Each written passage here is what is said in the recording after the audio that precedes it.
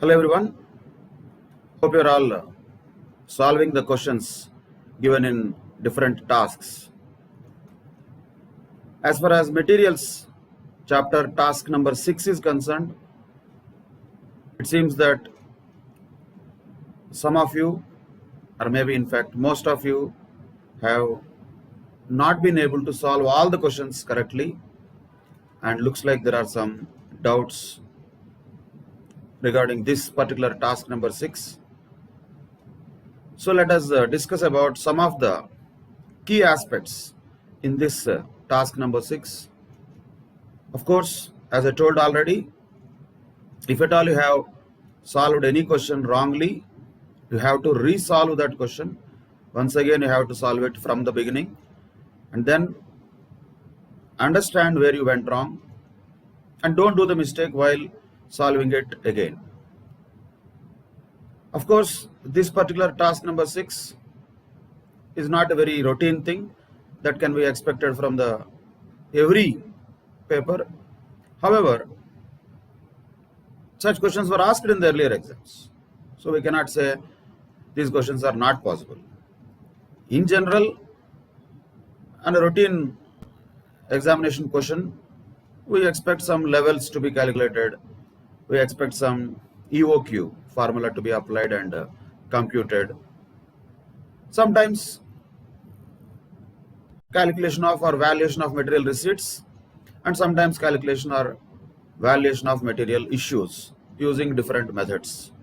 These are broadly the various questions that generally appear, but the same concepts can be asked in different ways also. So the point here once again always to be noted is concepts are same, but the way they are asked in the question could be different. So we have to approach each question separately, uniquely, of course according to the information given in the question and according to the requirement of the question. That has to be always the thumb line. Let us look at question number 1. This is related to some 1200 kgs of certain raw material purchased by over Krishna Sales Corporation during March.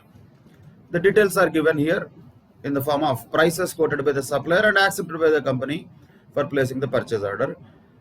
So here the lot size up to 1000 kgs, if it is, then the price per kg is 22. If the lot size is between 1001 to 1500 kgs, then the price is 20. If the lot size is between 1501 to 2000, then the price is 18. These are not slab rates. Lot size will be only any one particular number. But what is that lot size here? As given in the question, 1200 kgs. So when the lot size is 1200 kgs, this is useless, because this lot size is falling somewhere between 1001 to 1500 kgs. So naturally, per kg material cost is bound to be 20 rupees per kg. So like that, how many kgs? Naturally 1200 kgs. So 1200 kgs into 20 rupees is going to be the basic material cost, purchase price we can call it. But of course there is a trade discount immediately of 20% on that, which has to be reduced from the purchase price. So the effective cost of purchase can be considered as 19,200 rupees. So that is given in the question. We have to keep it in a statement format, which has been already given as a key. I'm only showing how the calculations happen. So how much is the purchase cost here? Effectively, that is 19,200. Now, other things are given, like additional charges for containers will be there at the rate of 10 rupees per drum of 25 kgs. Means each drum 25 kgs. Like that, we have 1200 kgs of requirement. So first of all, you should know how many drums will be required. That can be done separately also as a working note. So since we have 1200 kgs, each drum will carry how many kgs? 25 kgs. That means we need 48 drums. So 48 drums, each drum or container will cost 10 rupees. So 10 rupees into 48 drums. That will be the cost of containers, which is 480 rupees.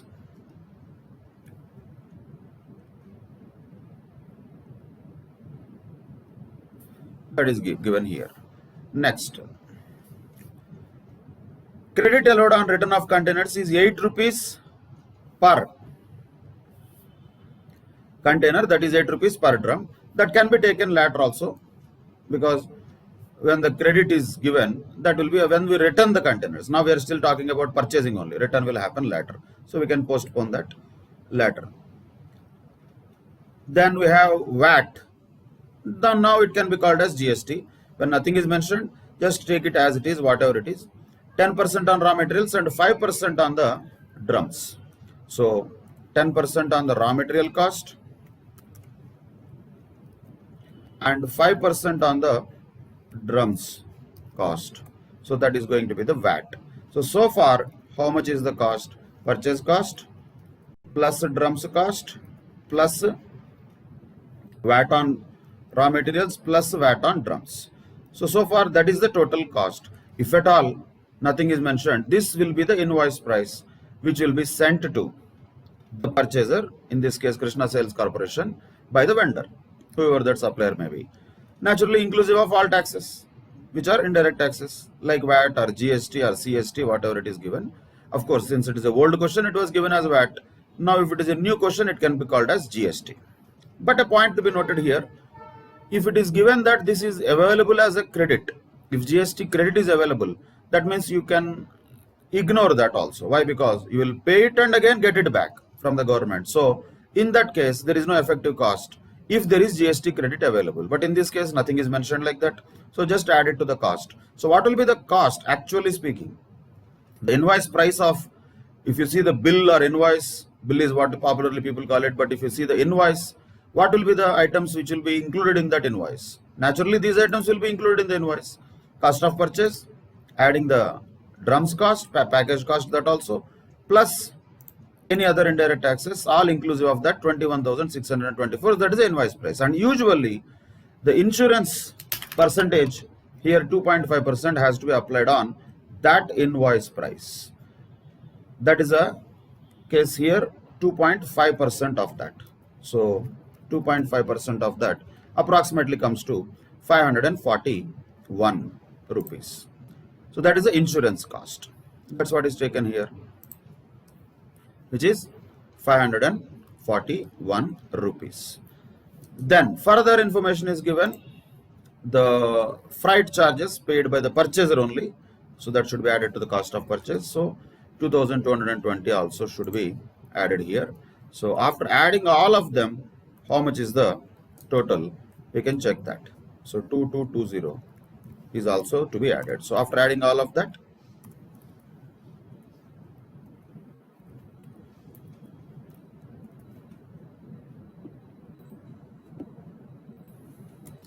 ₹24,385 is going to be the total cost, normally speaking. But of course, as given in the question, there will be credit for containers given, 8 rupees per container. How many containers like that? 48 containers. You call them containers, you call them drums, whatever it is, doesn't matter.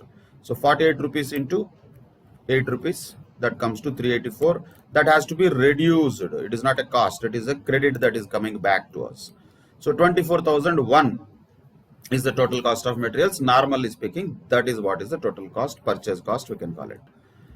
But the story is not over. There is normal loss of 5% and abnormal loss of 140 kgs also. The treatment of normal loss and abnormal loss both are same. We know that. Normal loss will be loss of, the cost of the normal loss will be borne by good units. Abnormal loss will be treated separately by charging it to the costing profit and loss account or profit and loss account. So scrap value of the loss is given as 5 rupees per kg. So normal loss 5%, abnormal loss 140 per kg. Scrap value of the loss 5 rupees per kg means here normal loss scrap value is not a cost, it is a benefit. So the sale proceeds of the normal loss has to be reduced.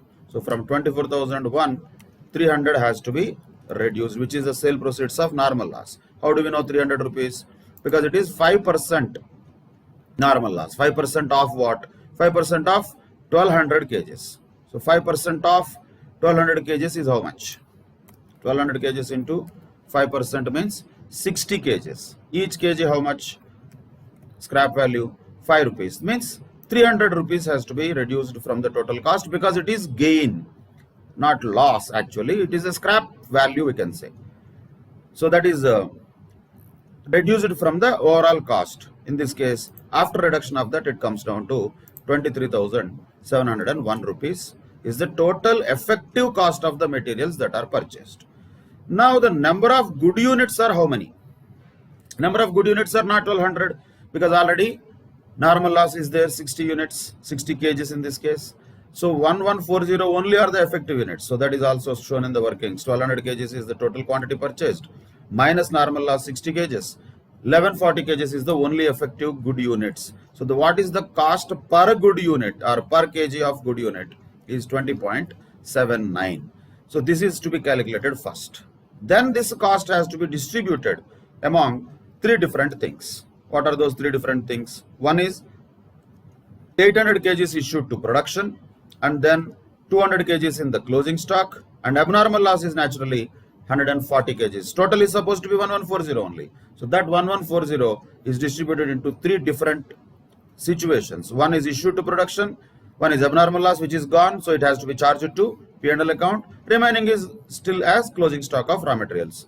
So how much is each of them? Valuation has to be done using the same 20.79. So 20.79 into 800, that is 16,632. 20.79 into closing stock 200 kgs, that is 4158.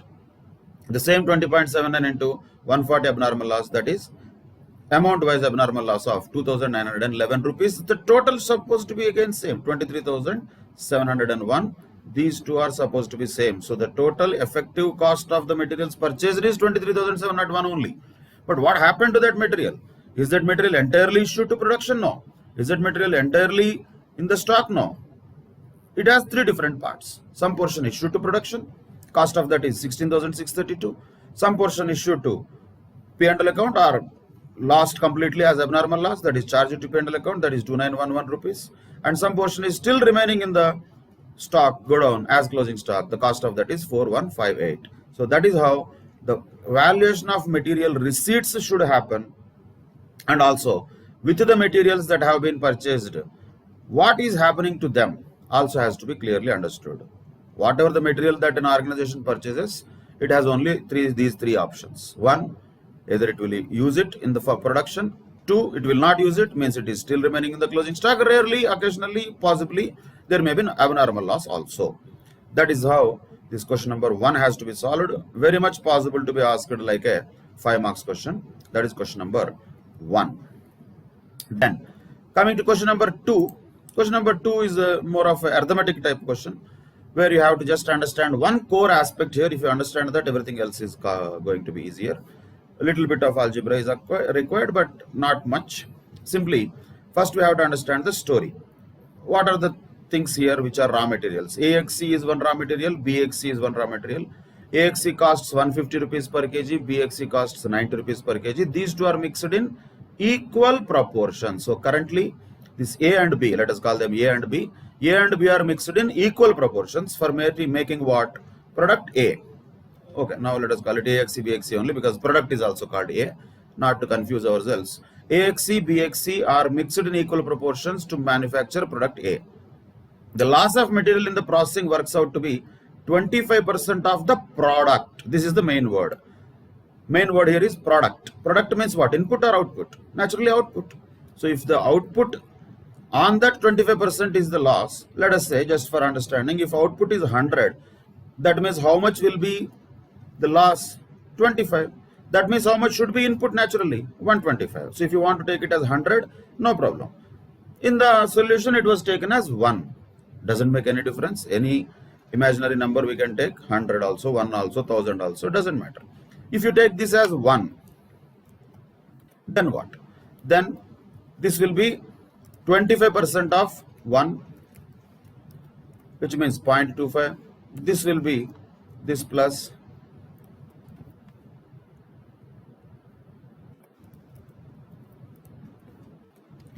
this, both of them. That comes to 1.25. That means 1.25 kgs has to be used in order to manufacture an output of 1 kg. Right?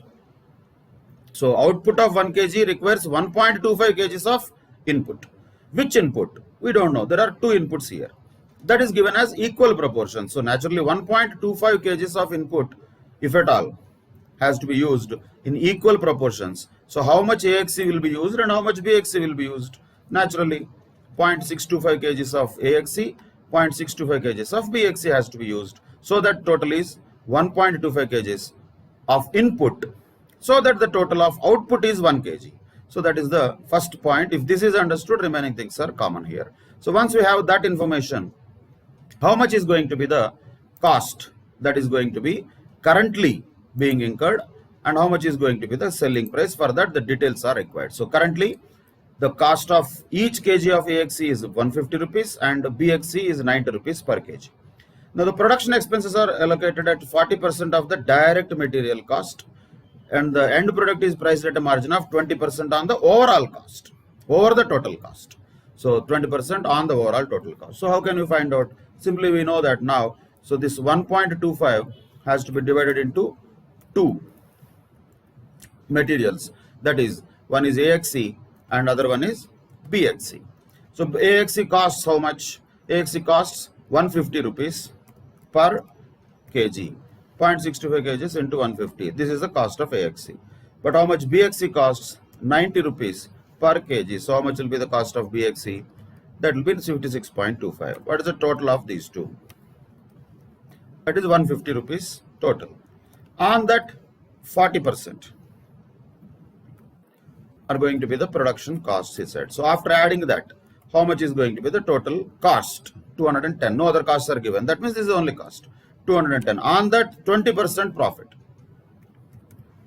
Add that also. That means how much is going to be the price of this product currently? That could be 252 rupees. That's it. So this calculation is first thing first that we have to do and keep it ready for the existing scenario. That is the existing scenario. But now the question is not about that.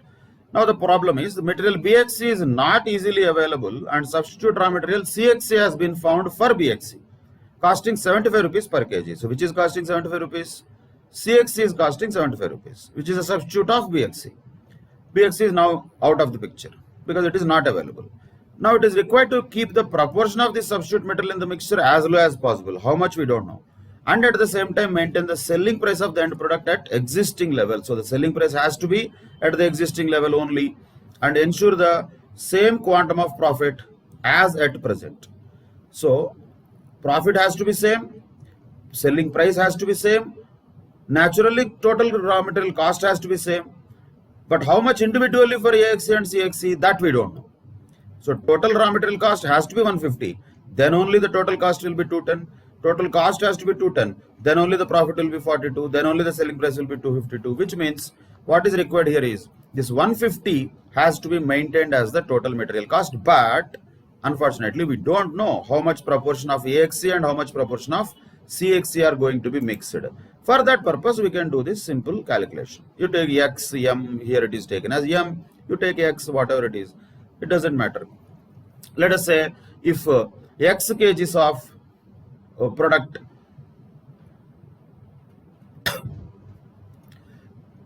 X kg, if 1 kg of product A is to be manufactured, let us say if X kgs of CXC is required. Either way you can take this calculation can be done in any way possible manner. Answer will be same. There are two raw materials for sure. One is AXC now and one is CXC. Okay. Now if you take let us say the component of AXC as X, just for example, then CXC will be how much? Naturally total should be 1.25 only, no? Then only the final product will be 1 kg. So 1.25 minus X, right? So this is the quantity of AXC and CXC. AXC cost is how much? That we know, that is 150. CXC cost is how much? That we know, that is 75. So 150X plus 1.25 minus X of 75. Both of that should be equal to 150 rupees because the total material cost cannot exceed 150 rupees. So just solve for X, whichever one it is. Let us take this one. Let us say 150X plus 75 into 1.25. 93.75 minus 75x is equal to 150. Total should be 150. So that means 75x is equal to how much? 150 minus 93.75, which is equal to 56.25. That means x is how much? X is 0.75 kgs. That's what I have taken. That is a x, 0.75 kgs. See, if x is 0.75 kgs, 1.25 minus x will be how much? That will be 0.5 kgs naturally. So what is the mix of A and C? We have taken here as this as A, this as C. AXC, CXC. So 0.75 kgs is to 0.5 kgs. So 0.75 is to 0.5 will be 3 is to 2. That is a mix that is asked here. The point is here to note, you need 1.25 kgs of total material in order to get 1 kg of output. First point. Second point, the total cost of material is 150 rupees. That cannot change. That has to remain the same. So individually how much? Each of the materials has to be mixed. 0.75 kgs of material AXC and 0.5 kgs of material CXC have to be mixed so that we can maintain the same selling price as earlier. And that ratio is 3:2. That's all. That is question number 2. Question number 3, I don't think any explanation will be required because it's a straightforward question, practice question actually. Using 3 different models, FIFO, LIFO and weighted average. Stores ledger was asked to be prepared. I hope you got the answers. If at all any small mistakes are there, mostly in these kind of questions, arithmetical errors will happen. Check them. Don't make such kind of errors. So that was question number 3. Question number 4 is also a very simple and straightforward question. There is nothing special here. There are 2 sources of materials. Source 1 assures that defectives are not going to be more than 2%. Source 2 does not give any guarantee, but according to the past experience, usually the defective percentage is 2.8%. And material is supplied in lots of 1000 units. Source 2 supplies the lots at a price which is lower by 100 rupees as compared to source 1. That means source 1 is costlier than source 2 by 100 rupees. Both are same. Source 2 is cheaper than source 1 by 100 rupees is same as. Source 1 is costlier than source 2 by 100 rupees. Both are same. And the defective units of material can be rectified at the cost of 5 rupees per unit. Which of the sources is economical is what is asked. A simple question. First thing first, how many number of units are supplied in each lot? 1000 units. In that, how many defectives are going to be there? For source 1, 2% means 20. For source 2, from past experience, 2.8% means 228 defective units. Rectification cost of them you can find out easily. 20 units into 5 rupees, 28 units into 5 rupees. So 100 rupees and 140 rupees. This is about defectives. But now the problem is source 1 is costlier than source 2 by 100 rupees. So if you just compare these two also, here you can do like this also, or you can use this additional cost of source 1 is 100 rupees. So the total cost of source 1 is 200 rupees. But source 2 has only defective cost of 140. Like that also you can think. Or if just logically if you want to see, source 2 here is costly by 40 rupees only if you take defectives, but source 1 is cheaper by 100 rupees. So effectively source 1 is still better off by 60 rupees. Simple. So like that also you can say same thing. What is the difference between this 200 and 140? That is 60. So source 1 is better off than source 2 by 60 rupees, whichever the logic we use. Ultimately the answer is, source 2 is better off. Source 2 is cheaper, source 1 is costlier. Source 1 is costlier by 100 rupees, source 2 is cheaper by 100 rupees. So since it is source 2 cheaper by 100 rupees but costlier by 40 rupees, effectively how much it is cheaper? 60 rupees only. So the same thing is here. Source 1 is costlier by 60 rupees, source 2 is cheaper by 60 rupees. So naturally which is a better source? Source 2 is better. Simple logical question. Nothing special to calculate. Then question number 5 also is a crucial question. Such kind of questions can very well perfectly be expected in the examinations. Very, very good question. Hope most of you have done it correctly. Main point here to note is once again the same logic. Output has to be clearly distinguished from input, and the question has to be read very carefully because words here are used very clearly. Product M is output, which has a quarterly demand of 20,000. It is not annual demand. First of all, this is not material, it is output. And this product M requires 3 kgs of material X and 4 kgs of material Y. So X and Y are inputs.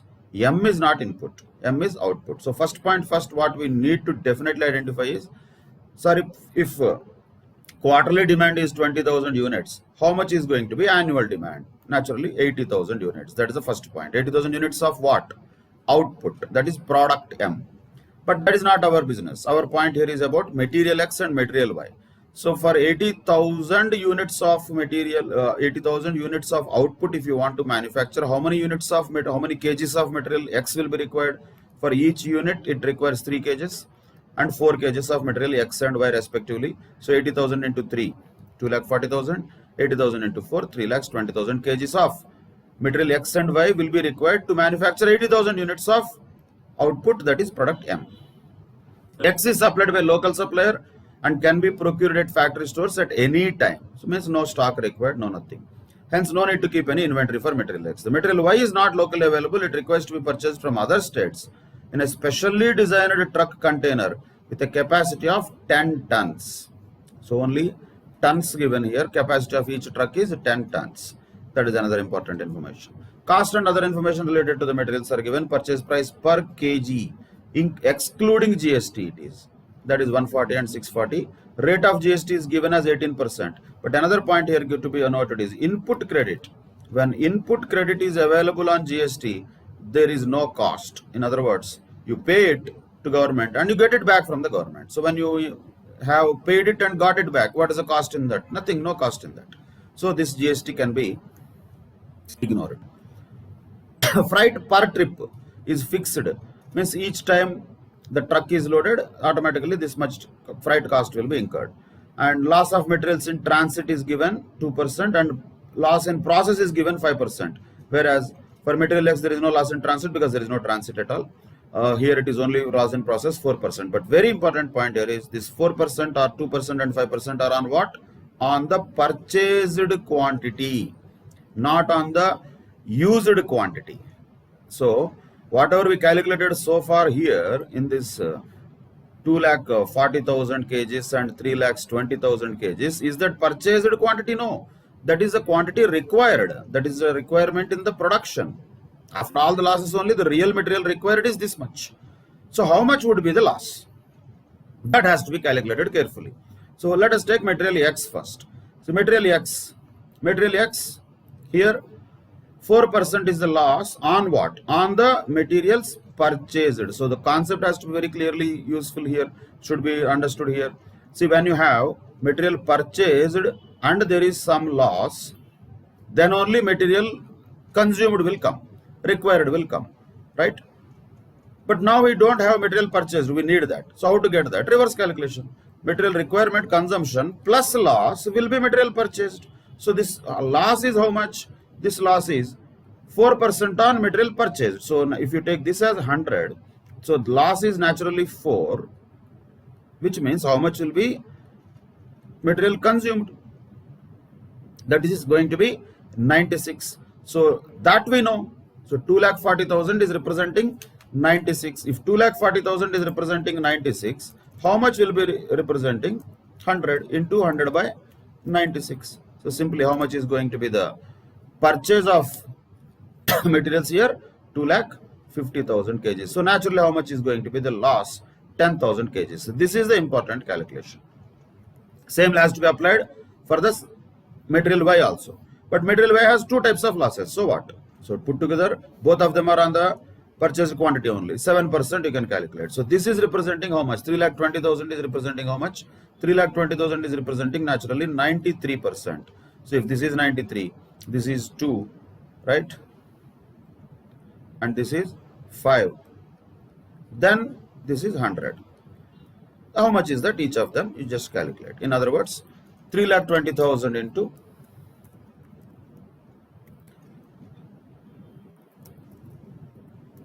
100 by 93 is going to be the final purchase quantity of material Y. That is 3,44,085, 86, whatever. That's okay. Now, on that 2% you can calculate. On that 2% is the loss in transit. Again, on that 5% is the loss in process. Of course, rounding can be done because these are all kgs, no need of decimals much. So, whatever 6881 or 82, 17,204 or 203 kgs is going to be the loss. So, this is the main point here. Purchased quantity, how much quantity to be purchased has to be calculated carefully by adding the loss to the material consumption. That is a core point in question number 5. Once you have that, remaining things are all very straightforward. Cost per kg, how much? See, purchase quantity you have, we already calculated. Rate per kg we have. Rate per kg is given already in the question. So purchase price is there. And freight for material X, there is nothing. For material Y, you have to calculate once again carefully, not taking decimals and all, because each truck will carry 10 tons. How many tons has to be purchased? That first of all you should find out. Ton is equal to 1000 kgs, that we should know. So 344,085 kgs. 344,085 kgs divided by 1000 means how many tons? 344.085 tons. Each truck can carry how many tons? 10 tons. Means you need how many trucks? 34.4 trucks. That is the main point. Can you have 34.4 trucks? Is it possible? No. That is not possible. So it is very clearly given. Per trip, irrespective of quantity, fixed 28,000. So you cannot have a partial truck and all. So naturally, how many trucks? We definitely need 35 trucks. So 35 will be needed, not 34.4085. So 35 trucks, each trip is costing 28,000, means 9,80,000 is the cost of freight only for material Y. Add that, you will get total cost. Quantity is only an effective quantity without the loss. Effective quantity is how much? 240,000 kgs and 320,000 kgs. Then cost per kg we can find out by dividing the total cost with net quantity. That's the second question in that. Then we have economic ordering quantity to be calculated. Same formula straight away. Annual requirement we have already. Ordering cost we have here. For each order, each trip 28,000 means that itself is ordering cost.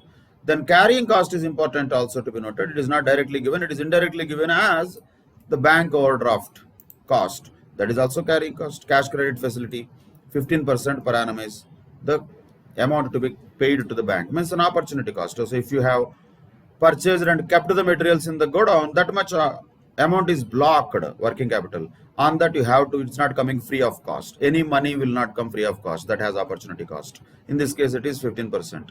So carrying cost will be only for material Y. That is 103.68. Why it is not there for material X? Because you are not carrying anything. No stocks are carried at all. As simple as that. So for material X, since there are no carrying costs and there is no carrying at all completely, there is no point of having any EOQ. For material Y only there will be EOQ. How much is that? Around 13,633 kgs. That's it. That was question number 5. Right. Then question number 6. A small one. Reroller produced 400 metric tons of MS bars, whatever they are. Spending 36 lakhs rupees towards materials and 6 lakhs 20,000 rupees towards rolling charges. 10% of the output was found to be defective, which had to be sold at 10% less than the price for good production.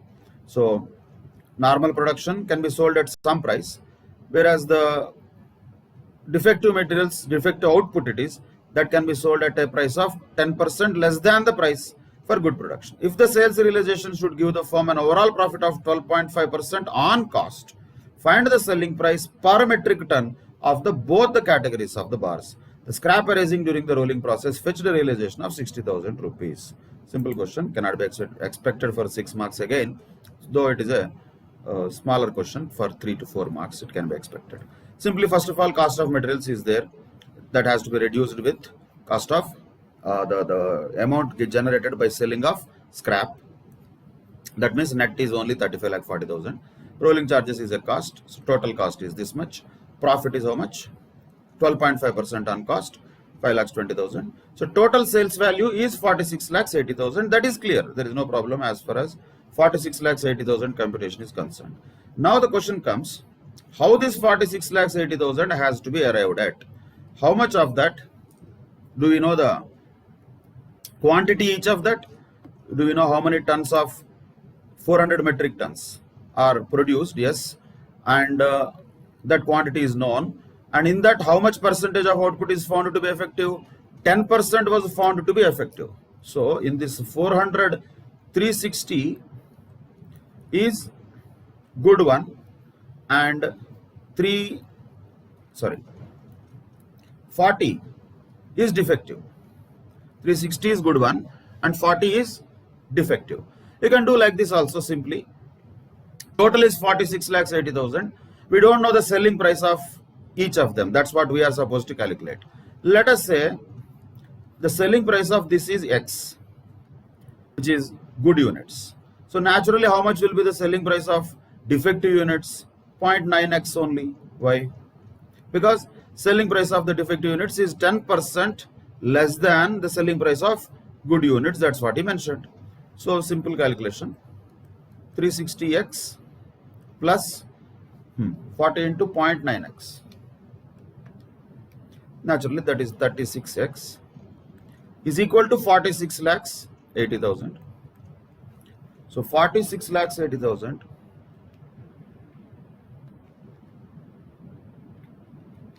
46,80,000 divided by 396, that is equal to, x is equal to how much now? 11,818.2, let us say. That's it. That is the answer here, 11,818.2. So can be done in an easier manner. It was given in a different way. That also can be understood. See, effective output is how much? 360 tons is good units. 40 tons is priced at 90% of the good units. So effectively, it is equivalent to how many good units? 36 good units. So 36 tons of good units only. So that is 396 tons total effective. So total of that divided by 396, you can get 11,818. Or if you can't calculate like this, doesn't matter. Ultimately, answer matters. You have 46,80,000 total sales value. You don't know the price of good units. You don't know the price of bad units. Still, you know that bad units are priced 10% less than good units. So what? Take X as good units price. 0.9x will be the bad units price. Total will be 46,80,000. So X is 11,818, means naturally 0.9x will be how much? 11,818.2 into 0.9. That is 10,636.36. That's all. That is the answer for question number 6. Now, question number 7 is definitely a size-wise big question, but very well possible to be asked in the main examination. Don't be surprised if you see such kind of question, particularly now when we are looking at the farmers' agitation and farm laws, how it will happen when you directly go to the farmers and buy from them, when you go to the mandi and buy from there. It's okay. It has not. This question has nothing to do with that. But the contextual application of this question is very much there in the current scenario. So from that point of view, also somebody who wants to set the paper, if they see the question, would be interested to give this question in the paper. So nice question. Big one, but not complicated one. The only thing is, lot of data is there. See, Aditya Agro Limited produces edible oils of different varieties. The monthly demand pattern for the finished products. These are finished products, we have to understand. They are manufacturers of oil, mustard oil, soybean oil, and olive oil. Naturally, they will have some inputs which are agricultural produce, seeds, mustard seeds, soybean seeds, and olive fruits will be the inputs. That's a different story. But output is oil. Output is this much, and this is monthly. Monthly. Each word is important. Monthly demand pattern of these oils, finished products is like that. And to produce 1 liter of mustard oil, soybean oil, and olive oil, you need 5 kgs of mustards. This is inputs. 6 kgs of soybeans, input. 4.5 kgs of olives will be required, and no opening stock and closing stock of raw materials. Okay, that is better for us. At least some calculations will be reduced. Now, Aditya Agro Limited can purchase the materials either from the farmers directly or from the wholesale market. The company can purchase any quantity of materials from the wholesale market, but in case of purchase from farmers, it has to purchase the minimum specified quantity of materials at a time. There is a restriction there. Following is the material wise summary related with the purchase of materials. So a lot of data is there, just data. So point here is there are 3 products, that means 3 raw materials also, and 2 markets, wholesale market and farmers. So these are the multiple situations and scenarios only, but the way we have to calculate is going to be the same. Wholesale market, you can purchase any quantity, but of course for farmers the limit is given in the question itself. Purchase price per kg is given, and CST, GST, whatever it is. In the earlier cases it used to be CST, so that is given. Transportation cost per purchase means per order, that is ordering cost we can say. So that is 6,000 and 15,000. Sorting and piling cost per purchase, this is also ordering cost, that is 1,200. Loading cost for 50 kgs and unloading cost for 50 kgs is also given. These are the 2 other costs which are incurred in both the types of markets. Like that for soybean also it is given, but for soybean instead of CST there is VAT, and you have to look at the main point here is other information which is given here. Here it is very clearly given CST will be added with the purchase price of mustards, VAT will not be added with the purchase price of soybeans, import duty will be added with the purchase of olives. Whatever is given in the question, you have to just take that. If it is to be added, you add it. If it is not to be added, you ignore it. So in case of, let us say, soybean, this VAT, whatever 4%, we can just ignore it. It doesn't matter. After that, the costs are all same. Transportation cost, sorting and piling, loading, unloading. Transportation cost and sorting and piling cost is given per purchase, which is per order. Loading cost and unloading cost is given per kg. Actually, per 50 kgs it is given. Like that. For olives also, same data is given for 3 different types of products. The company is paying 12.5% per annum as interest to its bank for cash credit facility. This is carrying cost naturally. 12.5% per annum is a carrying cost, and 100 rupees per 100 kgs as rent to the warehouse. See, 100 rupees per 100 kgs means 1 rupee per kg. That is also carrying cost, storage cost, warehouse.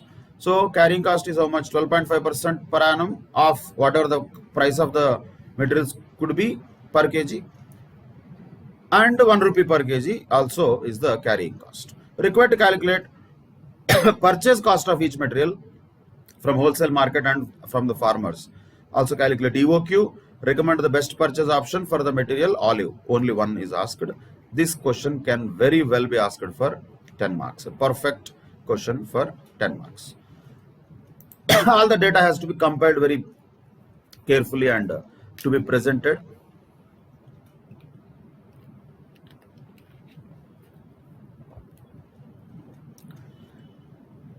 So let us take one by one. There are going to be 6 calculations in all cases. Why? Because 2 markets, 3 products. So wholesale market, retail market, retail say farmers here, let us say. 2 things can be taken, that is easy. Product wise separately if you calculate, that is better also, because the data is different for each of the products. First, if you take mustard, purchase price is given as 15 rupees per kg. Take that directly. CST to be added, he said, so definitely to be added. And here loading cost and unloading cost definitely has to be added. So whatever this loading cost and unloading cost is given, that is given as 50 rupees per kg. But here we want per kg only, each kg only. So naturally, how much will that be? Only 0.2 per kg. So unloading cost also, cost is given as 50 rupees per kg, whereas loading and unloading cost is given as 50 rupees per kg, whereas the calculation what we are doing here is per kg. So per 50 kg per kg. So if 10 rupees is for 50 kg, how much will be per kg? Naturally 0.2. Like that, loading and unloading cost per kg can be also calculated. And other costs, for example, this cost of transportation and cost of sorting and piling cost, that is ordering cost. That is not the cost of purchase. So you have to also distinguish. Cost of purchase is different, ordering cost is different, carrying cost is different. So this is part of the cost of purchase, loading and unloading. But this is ordering cost. Carrying cost is given separately here. This is carrying cost. So these three have to be identified separately in all the three different cases and two different markets. Like that, if you get total of 15.54 and 12.64 is the purchase cost per kg of mustard. Like that, you can do for soybean also, same thing according to data available. But only point here is, in the case of soybean, we did not add VAT. Should not add. Why? Because it is given in the question, not to be added. So not to be added. Ignore that. Same for olive. But here import duty is said to be added. So add it. So purchase price, add import duty, loading cost, unloading cost. So this is the total cost of different types of things. And as I said already, 6 different situations will be there. 3 products, 2 markets, total 3 by 2, 6 different answers will come for the first question. Purchase cost per kg of materials. Then EOQ. EOQ requires formula square root of 2 into AO by C. Annual requirement, first of all, you should calculate carefully. This is important. Annual requirement is calculated here. How much is required here? 45,000 liters of mustard oil is required, and each liter requires 5 kgs of mustard. Like that, 15,000 liters of soya oil is required, requiring 6 kgs of soybean. Like that, olive oil is different. Olives are different. So output multiplied with each kg of input required for per liter of output multiplied with 12, because that was given as monthly. So each and every word in the question is important. The question given there was monthly demand of this output is given. Mustard oil, soybean oil, olive oil. But this monthly demand is for output converted, now to be converted into input, and then multiply with 12. So this is the annual demand for input. That is important. Ordering cost, carrying cost are given separately already. That has to be just done in the working note, so that you know how much is the ordering cost and carrying cost. So for wholesale market and from the farmers, ordering cost for mustard, ordering cost for soybean, ordering cost for olive, all of them are given already, just given in the question. All that you need to do is just to total them. So total of these two. So for here it is only 6,000. Here it is going to be 16,200. Here it is only 9,000. Here it is going to be 12,800. Like that. Only totaling of those things will give us ordering cost. Then carrying cost has to be calculated as a percentage. Of course, warehouse rent 1 rupee per kg is common. In addition to that, whatever the price of the materials, that has to be purchase price multiplied with 12.5% has to be done. Same with now, each of them has to be multiplied with 12.5%. Since we have again 6 things here, 15.54 into 12.5%, 12.64 into 12.5%, like that. 6 different scenarios will emerge in the carrying costs also. So this is one of them for mustard. This is the other one for soybean. Two more for soybean, 2 more for olive. Like that. Carrying costs are calculated. Because of that, naturally, you have 6 different scenarios for EOQ also. So that is how EOQ has to be calculated for 6 different scenarios.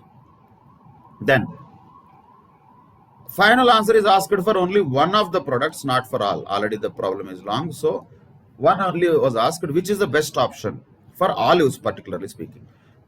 You can just calculate by taking the overall cost of the purchase plus ordering cost plus carrying cost in both the scenarios, whether it is wholesale markets or farmers. Annual requirement, of course, is going to be same.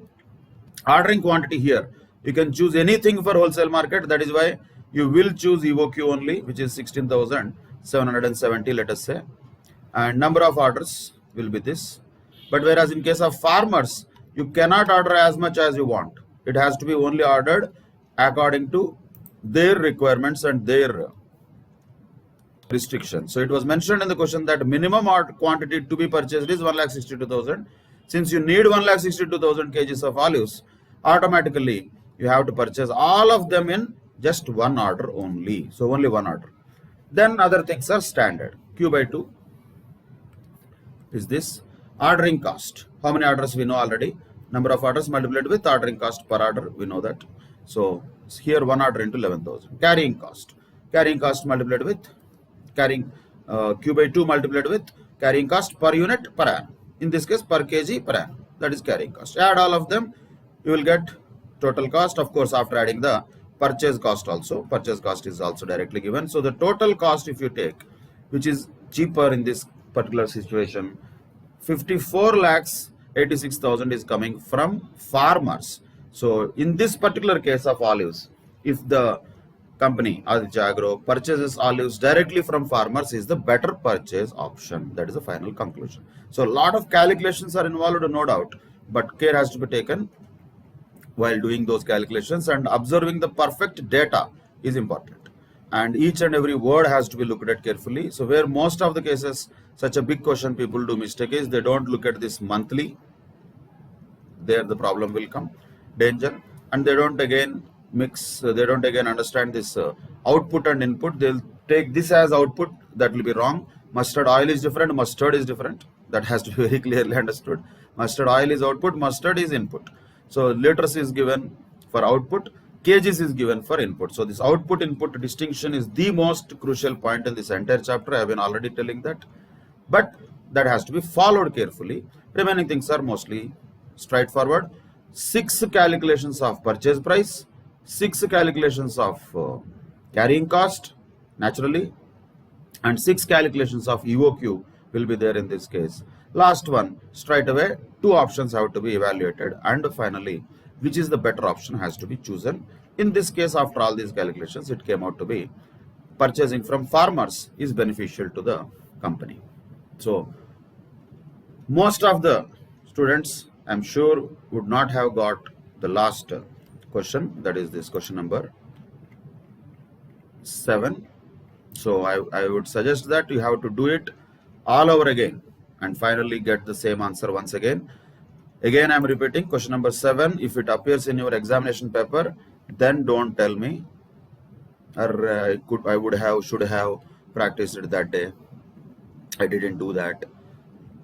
Don't tell me all those stories, then that will not help us. So quite possible to be asked as an examination question, but not necessarily same type of products will be there. Don't expect, okay, people will look at this. This is another problem. Some people remember this mustard, soybean oil and olive, these things they will remember, and they'll say, hey, mustard question has come, olive oil question has come. Who cares? These products need not be same. They may have something else. So they may have tomato sauce, ketchup, and potato chips, like that. Whatever it is, doesn't matter. See, the products are just ABC, XYZ for us. We should not care about them much. We have to look at the actual purpose of the question, which is applying the concept of economic ordering quantity, applying the concept of valuation of material receipts, and decision making to some extent, which is a better purchase option by taking the cost, of both the options, total cost. Total cost includes purchase cost, ordering cost, and carrying cost. All of them put together, whichever is cheaper, that is the best option. Like that, such questions can be asked. Practice them very well. With that, we can conclude the topic of materials totally, and all these tasks. Again, I'm repeating, you have to be very thorough with whatever the questions that are given to you in the tasks. More or less similar questions will come in the examination, and ultimately, if we are thorough here, then only we can be comfortably solving them in the examination. If we are trying to skip them here, or if you are trying to just audit the keys given to you, then it is not going to help. You have to be perfectly thorough with each and every question. If you did any mistake, no problem, but that does not mean you leave it. It means you have to re-solve that question. Again, you have to solve it all over again. Now, second time when you solve it, you should get it correctly, and you should know why you got it wrong earlier. You should know why you got it correctly now. But that why is important. If you understand that why you got costing, that is the concept of costing. For any chapter, the logic and the way of approach will be more or less the same. That concludes materials with all the tasks given to you. Hopefully, you have solved all of them. And again, I'm repeating, practice these questions very well. That helps a lot. Thank you.